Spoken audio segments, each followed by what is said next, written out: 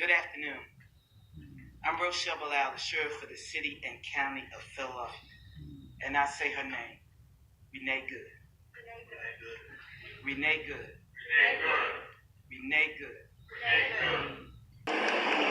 Yeah, Fred, this is where it all happened last night. Philadelphia police say Whitfield and a woman were sitting in that truck parked outside of this smoke shop when a car pulled up on Bustleton Ave and started shooting. Bullets went flying in all directions. Whitfield's loved ones tell us they are heartbroken and describe him as an upstanding man who was hardworking and loved by so many. Family members tell us this is 25-year-old Aaron Whitfield. Police say he was shot and killed last night as he sat in a parked tow truck outside this store in Northeast Philadelphia. My dad said there were 3 shot fires shot at the side window of the building, and there were holes on the windows. Rachel Mee's parents were on the second floor inside their adult senior center just above the tow truck when stray bullets pierced the windows and walls. It happened shortly before 8 on the 2100 block of North Street, just off Bustleton Avenue. There were like about 17 people inside the building. They were all seniors. After dinner, they were all socializing inside. This surveillance video obtained by NBC 10 shows a gray Honda slowing down on Bustleton and then appearing to open fire. Investigators say they are looking for 2 suspects who hit Whitfield and also injured a 21-year-old woman who was in the tow truck with him. Video from the scene shows the truck riddled with bullets. It's very dangerous, like in that area all of a sudden, and I didn't expect something going on like this. I used to live there. I just worry about the people in and out in the area. And Philadelphia police are in the process of trying to identify those 2 suspects and find the vehicle that was involved. Meanwhile, Whitfield's family, they are heartbroken and in the beginning Whitfield stages family. of planning his Why is funeral. she out there for The motive Whitfield family? remains unclear. Live in Northeast Philadelphia, I'm Brian. Good afternoon. I'm Rochelle, Bilal, the sheriff for the city and county of Philadelphia. And I say her name. Renee Good. Renee Good. Renee Good. Renee Good. Renee Good. Renee Good. Why is no outrage for Whitfield family? And he's from Philadelphia. A young man is doing his job, minding his business, doing his job. But there's no outrage in Philadelphia like it is for someone way from Minnesota. Shouldn't she be outraged over this young man losing his life in her city like she said? She said she went all the smoke, but yet a young man making honestly money, sitting in this tow truck, was murdered right on her watch after she just said this won't be tolerated in her city.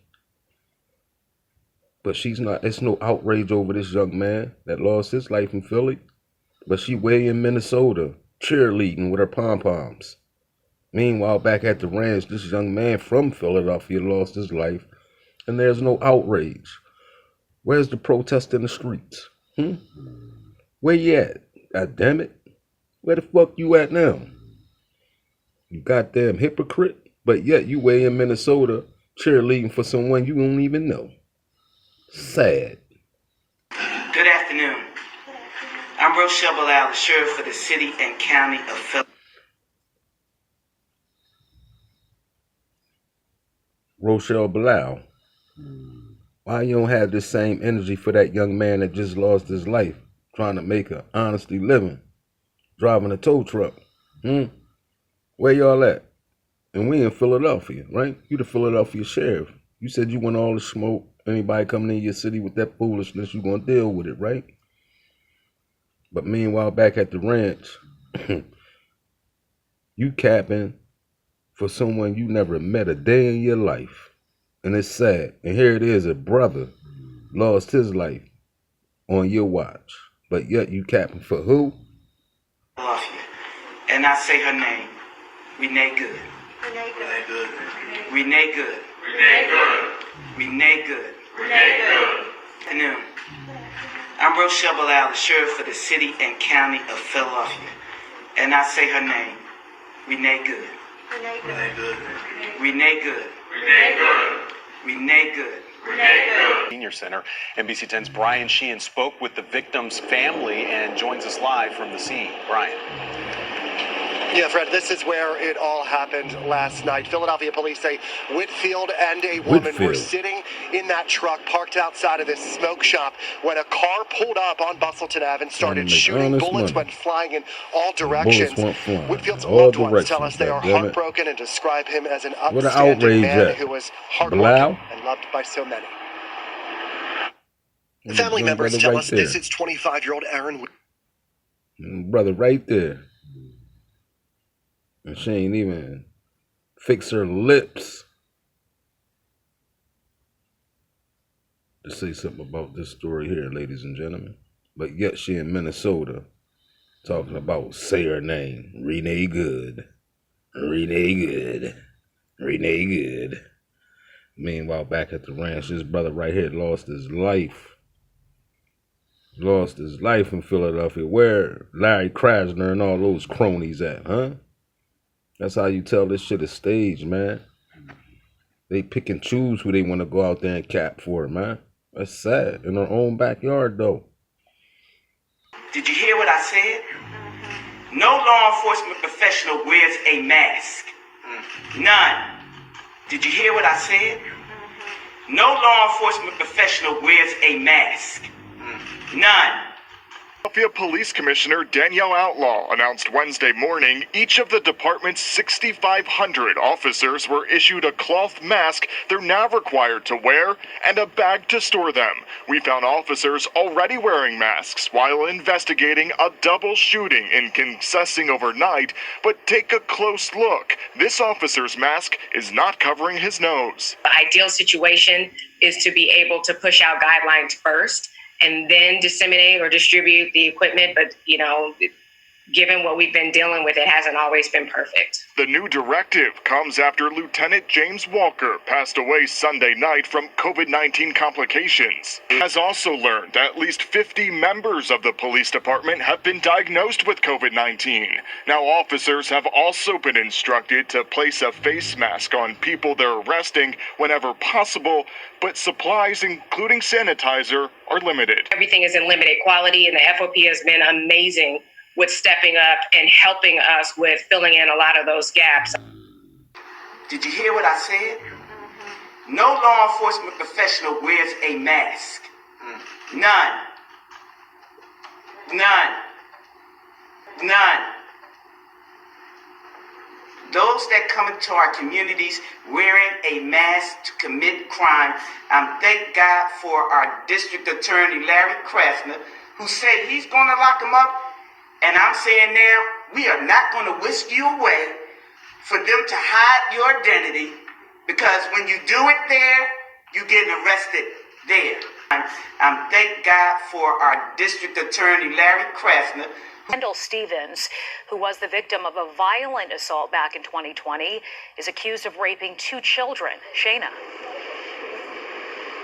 Well, Shiva, as you mentioned right there, Kendall Stevens has been a very prominent figure here in Philadelphia, a prominent trans activist serving notably on the district attorney's LGBTQ advisory board. But this recent affidavit that I obtained details disturbing allegations of rape and abuse of 2 minors. We spoke to a family member exclusively. We're keeping her identity anonymous out of respect for the alleged victims. This case here went away, ladies and gentlemen. She sat on Larry Krasner, LGBTQ committee board, right? And no one else heard of this case in Philadelphia. Where you at, Bilal?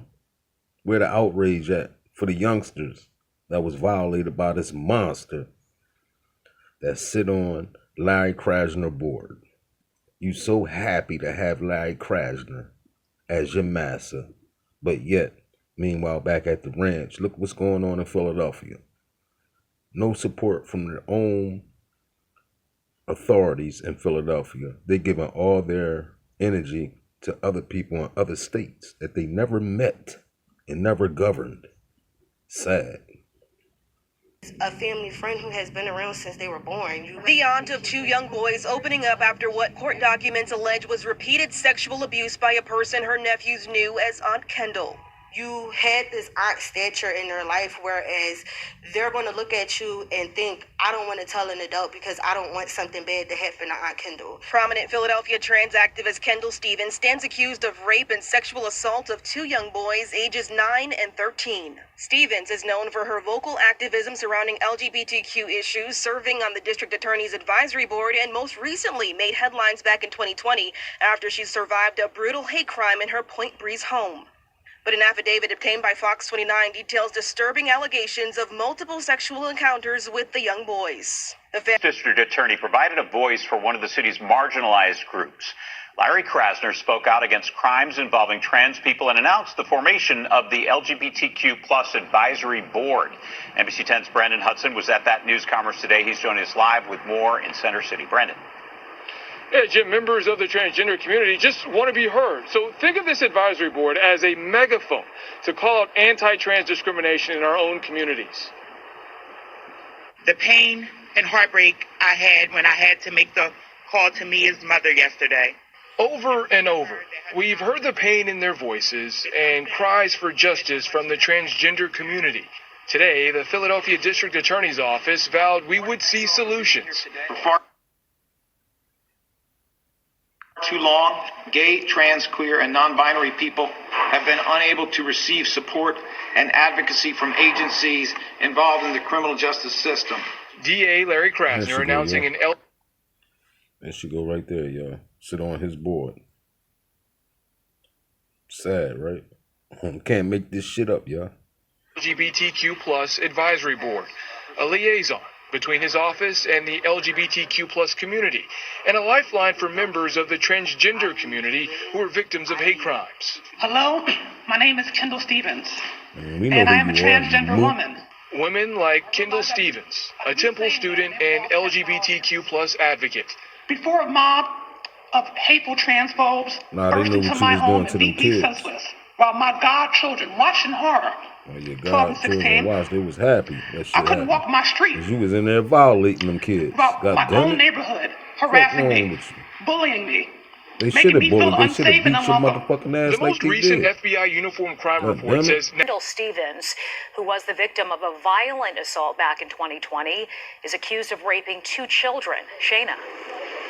The same ones that watched Well, you got as your you ass mentioned beat right because they there, knew them Kendall kids was Stevens looking has through been a the very window. prominent They figure knew what you here in was doing to them Philadelphia, a kids. prominent trans You all threw the activist kids serving under the bus. notably That's on the crazy, district man. You attorney's can't make this shit up, y'all. LGBTQ advisory board. But this recent affidavit that I obtained details disturbing allegations of rape and abuse of 2 minors. We spoke to a family member exclusively. We're keeping her identity anonymous out of respect for the alleged victims. She's a family friend who has been around since they were born. The aunt of 2 young boys opening up after what court documents allege was repeated sexual abuse by a person her nephews knew as Aunt Kendall. You had this aunt stature in their life, whereas they're going to look at you and think, I don't want to tell an adult because I don't want something bad to happen to Aunt Kendall. Prominent Philadelphia trans activist Kendall Stevens stands accused of rape and sexual assault of 2 young boys ages 9 and 13.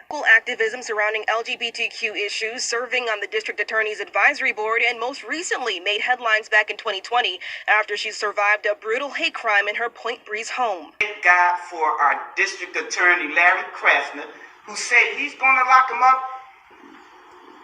Renee Good should be here today. And to her family, we are saying law enforcement professionals are not the ones here in this city that would do that. But here's the last thing that I will say. Law enforcement professionals around the country do their job. And we have been fighting for years to build that bridge between us and our communities. You had one negative nutcase that causes this problem, and now we all have to fight again to let people know law enforcement works with communities. These crimes would not be down if we didn't have communities work with us. Thank you. I'm Rochelle, Bilal, the sheriff for the city and county of Philadelphia. And I say her name, Renee Good. Renee Good. Renee Good. Renee Good. Renee Good. Renee Good. This should not have happened. But Yeah, great, Shari. Investigators remained on scene for hours here at the Chipotle at 12th and Montgomery. They were interviewing witnesses and employees who were working at the time. They say the store was very crowded when that 16-year-old was shot and killed in the bathroom. We're getting information that the 16-year-old victim was inside the Chipotle restaurant with at least one other juvenile male. They asked for keys to the restroom, and that's when both of these juveniles went in. Just after 5 o'clock, Philadelphia police responded to the Chipotle right across from Temple University Police. At 5:24, medics pronounced the 16-year-old male dead in the Chipotle bathroom. Not only did we find the victim in the bathroom, we also found one spent shell casing. So we know at least one shot was fired from a semi-automatic weapon. It was the first day back from winter break at Temple University. Police say Chipotle was very crowded at the time of the shooting. A lot of students come eat here. A lot of people gather at Chipotle. Temple University put out a statement following the shooting, saying in part, "This is of course deeply upsetting and took place adjacent to our campus in a commercial establishment." They encourage students to reach out for counseling if needed. I'm going to be honest with you. It's on campus. If that's the tech center across the street, it's on campus. This is Temple campus. Students say they were surprised to return back to school and then get a TU alert about a shooting. It's really sad to hear. I mean, a young person like that being found in the bathroom is, that's not something you hear often. I'm so sad for that young man. That's just so sad. And then, if we walked into the gunfire, anybody could get shot. This is just the first day of school. It's only day one.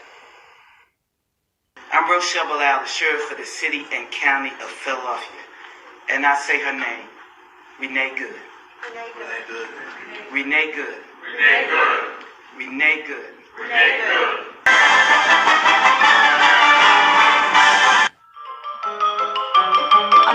Good. That's all, folks.